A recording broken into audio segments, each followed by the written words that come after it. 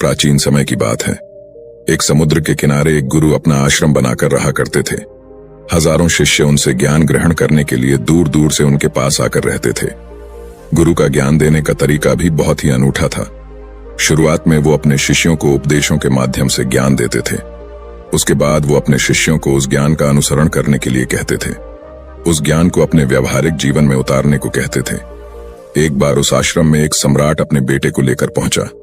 उस सम्राट ने उस गुरु से प्रार्थना की और कहा कि आप मेरे बेटे को अपने आश्रम में रहने दें और अपने तरीके से उसे ज्ञान दें। उसे इस आश्रम में बिल्कुल भी ऐसा नहीं लगना चाहिए कि वो किसी सम्राट का बेटा है। उसे बिल्कुल साधारण शिष्यों की तरह ही ज्ञान देने की कृपा करें। गुरु ने मुस्कुराते हुए कहा कि सम्राट ज्ञान इसी तरीके से लिया जा सकता है। अगर तुम अपने आप को दूसरों से महान समझोगे तो तुम ज्ञान ग्रहण नहीं कर पाओगे। अगर तुम्हें ज्ञान ग्रहण करना है तो तुम्हें दूसरों की तरह अपने आप को साधारण समझना होगा। यही ज्ञान ग्रहण करने की सबसे पहली सीढ़ी होती है। तुम निश्चिंत रहो, आज से तुम्हारे बेटे की जिम्मेदारी मेरे कंधों पर है। यह कहकर गुरु सम्राट के बेटे को अपने साथ लेकर समुद्र के किनारे टहलने के लिए निकल गए। आश्रम के बाकी सभी बच्चे उस सम्राट को देख रहे थे। सम्राट अपने बेटे को अपने रथ पर बिठाकर लाया था, जिससे सभी बच्चे समझ गए थे कि यह बच्चा सम्राट का बेटा है।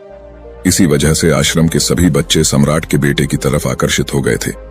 जब गुरु सम्राट के बेटे को लेकर समुद्र पर टहल रहे थे तो सम्राट का बेटा अचानक फूट फूट कर रोने लगा, क्योंकि अभी वो सिर्फ 12 वर्ष का था और 12 वर्ष की आयु में उसके पिता उसे अपने से दूर करके चले गए थे।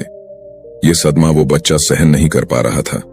वो नहीं समझ पा रहा था कि उसके पिता उसकी भलाई के लिए उसे उस गुरु के पास करके गए हैं। उसे रोते हुए देखकर गुरु ने कहा कि बेटा, मैं तुम्हें चुप नहीं करूंगा।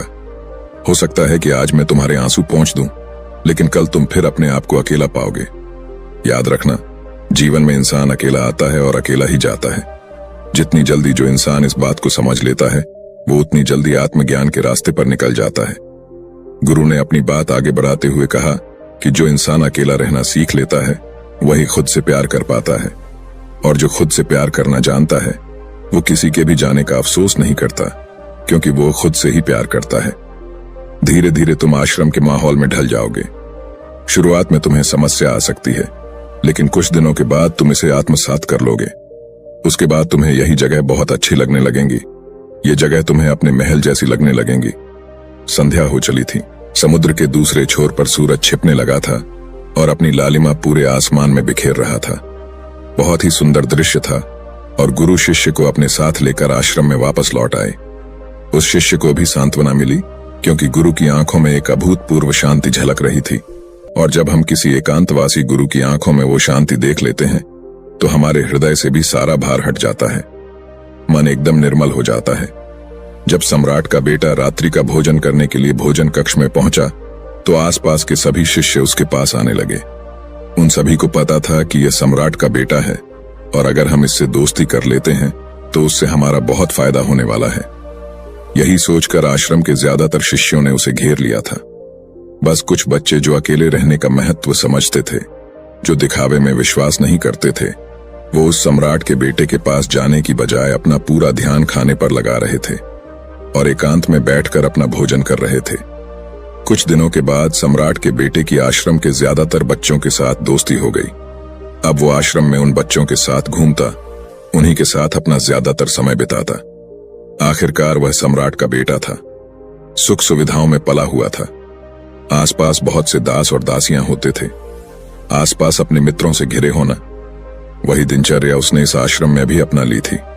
ऐसा नहीं था कि गुरु को यह सब पता नहीं था, पर गुरु उसे अलग तरीके से ध्यान देना चाहते थे। बच्चों को ज्ञान आप उपदेश देकर नहीं दे सकते, उन्हें साक्षात्कार कराना होता है। उसके बाद उन्हें वो बात समझ आती है जो आप समझाना चाहते हैं। गुरु को ये बात पता थी कि अगर मैं इसे बोलकर बताऊंगा तो ये कभी समझ नहीं पाएगा। मुझे ऐसे दिखाना होगा, इसे एहसास कराना होगा कि अकेले रहकर तुम अपनी शक्तियों को जान पाओगे। ये सीख देने के लिए गुरु एक दिन उस शिष्य को अपने साथ एक ऊंची चोटी पर ले गए। चोटी पर पहुंचकर गुरु ने उसे शिष्य से कहा कि अब तुम्हारा ज्ञान पूरा हो चुका है, बस एक आखिरी रात तुम्हें यहां पर बितानी होगी। उसके बाद अगले दिन शाम को मैं तुम्हारे राजमहल में तुमको पहुंचा दूंगा। वो बच्चा तो ये सुनकर बहुत खुश हो गया कि अब मैं वापस अपने राजमहल चला जाऊंगा। फिर से मेरे दास और दासियां, सारी भोग की वस्तु ये मेरे पास होंगी। उस शिष्य ने गुरु से पूछा कि गुरुजी, मुझे आज रात आप यहाँ चोटी पर क्यों रहने को कह रहे हैं?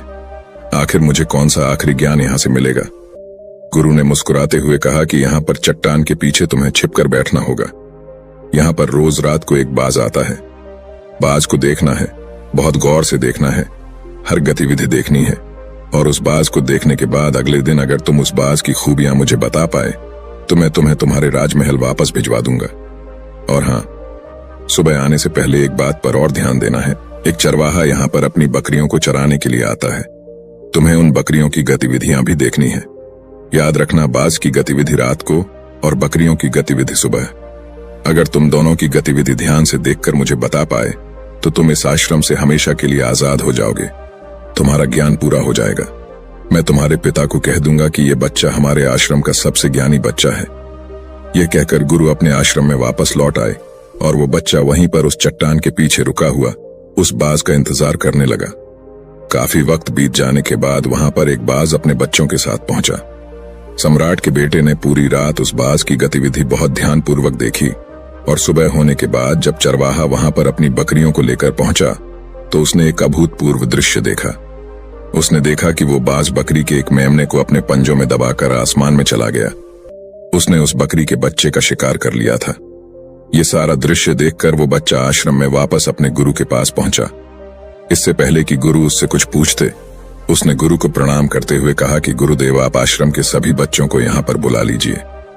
मैं सब लोगों को बताना चाहता हूं कि मैंने क्या देखा। जब आश्रम के सभी बच्चे वहां पर पहुंच गए तो उस सम्राट के बेटे ने कहना शुरू किया कि मैंने अपने जीवन में बहुत से पक्षियों को देखा है, लेकिन बाज उन सभी पक्षियों में से सबसे अद्भुत और सबसे अलग होता है। उदाहरण के लिए एक तोता हम सभी ने देखा है। तोता बोलता तो बहुत है, लेकिन कभी ऊंचा आसमान में नहीं जा पाता। लेकिन एक बाज जो कि हर समय शांत रहता है, वो आकाश को भी छू सकता है। उसमें आकाश को छू लेने का सामर्थ्य होता है।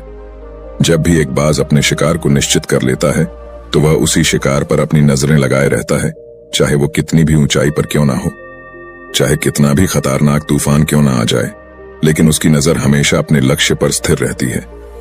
आज सुबह जिस बाज को मैंने देखा, उसने हर बकरी को अपना शिकार नहीं बनाया, बल्कि उस बकरी के झुंड में से उसने उस बकरी के मेमने को अपना शिकार बनाया। पहली बात, उस बाज की तरह हमें भी अपना ध्यान अपने एक ही लक्ष्य पर स्थिर रखना चाहिए, चाहे कितनी भी रुकावट क्यों ना आए। हमें अपना लक्ष्य स्पष्ट दिखाई देना चाहिए, पर पूरी एकाग्रता के साथ ध्यान देना चाहिए। तीसरी बात जो मैंने उस बाज से सीखी और जो हम सभी को सीखनी चाहिए, वह यह है कि बाज कभी भी दूसरे पक्षी के साथ नहीं रहता, वो हमेशा आकाश में अकेला रहता है। इससे हमें यह सीख लेनी चाहिए कि हमें कभी भी छोटी सोच वाले लोगों के साथ नहीं रहना चाहिए। आखिरकार हम भी वही बन जाते हैं जिनके साथ हम रहते हैं। इसीलिए या तो महान सोच वालों के साथ रहो या फिर अकेले, क्योंकि जब हम अकेले रहते हैं तभी हम खुद की ताकत और खुद की कमजोरियों को जान पाते हैं। कमजोरियों को जानकर उनको दूर कर सकते हैं और अपनी ताकत को जानकर उसका सही इस्तेमाल कर सकते हैं। लेकिन वो तभी संभव होगा जब हम अकेले रहना सीखेंगे। चौथी सीख जो हमें एक बाज से लेनी चाहिए कि एक बाज हमेशा अपनी सीमाओं से ऊपर रहता है। जब तूफान आता है तो हर एक पक्षी अपने घोंसले की तरफ भागता है, खुद को छुपाने की जगह ढूंढता है, लेकिन बाज ऐसा कुछ भी नहीं करता। वो खुद की सीमाओं को हटाकर बादलों से भी ऊपर जाने का प्रयास करता है। हवाएं उसे धक्का मारती है, पंख उसके भारी हो जाते हैं, पानी और धूल की वजह से कुछ दिखाई नहीं देता, लेकिन वो फिर भी आसमान की तरफ जाता रहता है और अंततः बादलों से भी ऊपर निकल जाता है और वहां तब तक ऊपर जाता रहता है जब तक मौसम ठीक नहीं हो जाता। अपनी सीमाओं को सिर्फ इसलिए हटा पाता है क्योंकि वो समस्या के आने पर उससे घबराता नहीं है, उसे डर कर बचने का प्रयास नहीं करता, बल्कि एक सकारात्मक नजरिए के साथ उसका सामना करता है। जीवन में चाहे कितनी भी रुकावटें क्यों ना आए, हमें उन रुकावटों को हराना चाहिए, न कि उनसे डरकर कहीं छुप कर बैठना चाहिए। बहादुर तो वो लोग होते हैं जो तूफानों से टकरा जाते हैं, कायर तो अपने घर में, अपने घोंसले में, अपनी जगह में आराम से बैठ जाते हैं। पांचवी बात जो हमें एक बाज से सीखनी चाहिए कि बाज कभी भी अपने घोंसले में घास के कोमल तिनके नहीं रखता। जो तिनके कोमल होते जाते हैं वो उन्हें निकालकर फेंकता रहता है। उसी तरह चाहे कितनी भी आरामदायक जिंदगी आपको मिली हो, लेकिन उस आराम से ऊपर उठकर अपने आलस्य को हटाकर जीवन में मेहनत करते रहना चाहिए। जीवन में पसीना बहाना चाहिए, शारीरिक मेहनत करनी चाहिए। अपने घोंसले से कोमल तिनके उठाकर फेंक दो और आज ही अपने आलस्य को हटाकर निकलो। हर दिन अपने आप को चुनौतियां दो। हर दिन मुश्किलों का सामना करो, क्योंकि वही मुश्किलें तुम्हें मजबूत बनाएंगी।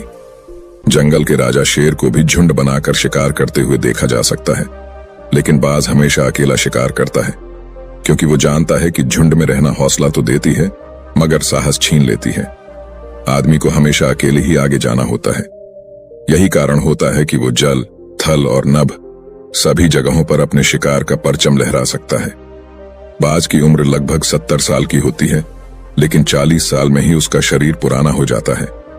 नाखून उसके पैरों में धंसने लगते हैं, पंख उसके शरीर में चिपक जाते हैं, उसकी चोंच खराब हो जाती है, उसका शरीर भारी हो जाता है। ऐसी स्थिति में शिकार करना तो क्या, जीने की भी हालत नहीं रहती उसकी। ऐसे में उसके पास सिर्फ 2 विकल्प होते हैं। पहला, या तो वह खुद की इस अवस्था को स्वीकार कर लें और भूखा प्यासा मर जाए, किसी दूसरे जानवर का शिकार बन जाए, और दूसरा विकल्प यह होता है कि वो 6 महीने एक बहुत ही दर्दनाक प्रक्रिया से गुजरे और खुद को फिर से पहले जैसा मजबूत बना ले। लेकिन बाज दूसरा विकल्प चुनता है। इसके लिए वो खुद को एक बहुत ही ऊंचे चोटी पर ले जाता है, जहां वह पहले अपने सारे पंख खींच खींच कर निकालता है और फिर चट्टान पर पैर मार मार कर अपने पंजे कुतर देता है।